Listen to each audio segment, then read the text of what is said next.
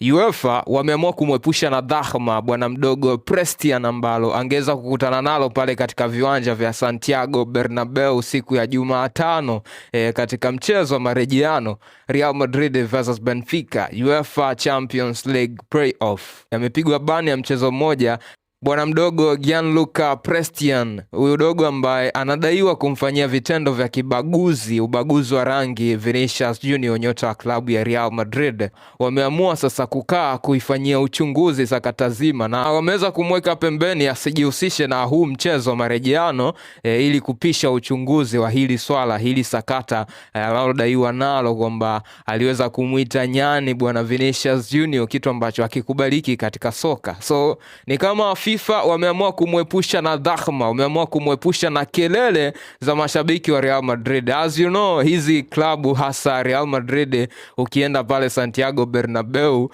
kama umewahi kufanya jambo, imagine tu mchezaji tu ambaye mfano amewahi kupitia katika klabu ya Real Madrid anaporudi katika uwanja wa nyumbani kucheza against them, inakuwa kuna shughuli nzito kweli kweli. Mashabiki muda wote kazi yao ni moja tu, kuzomea. So ni wazi mashabiki walijiandaa sana dhidi ya huyu bwana mdogo, kila atakapogusa mpira waweze kumzomea vya kutosha, lakini UEFA ni kama wameliona hilo mapema, wameweza kumpa ban kwanza ili aweze kupisha uchunguzi wa sakata lake. Jose Mourinho kuna namna kama alijishushia vyeo baada ya maneno yake ya kumdefend mchezaji wake wa Benfica bwana Prestian kwa sababu za ubaguzi wa rangi. Kuna watu wengi sana ambao wameonyeshwa kushangazwa na maneno ya Jose Mourinho kuhusiana na kitendo ambacho aliweza kufanyiwa Vinicius Junior. So ukiangalia comment kama ya kocha Vincent Kompany, ukiangalia comment ya mchezaji wa zamani bwana Rio,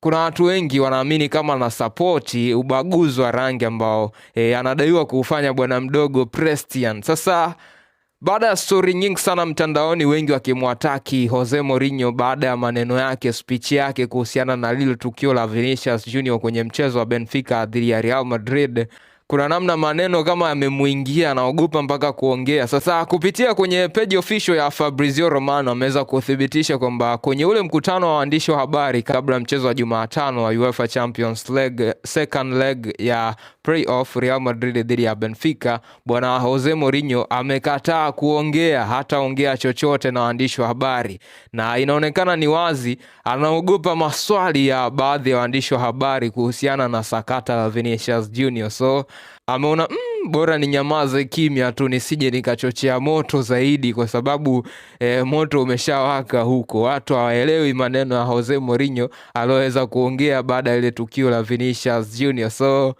badala ya yeye kuwepo katika huo mkutano na waandishi wa habari kabla ya mchezo, atakuwepo kocha msaidizi pamoja na mchezaji ndo atakaoiwakilisha Benfica.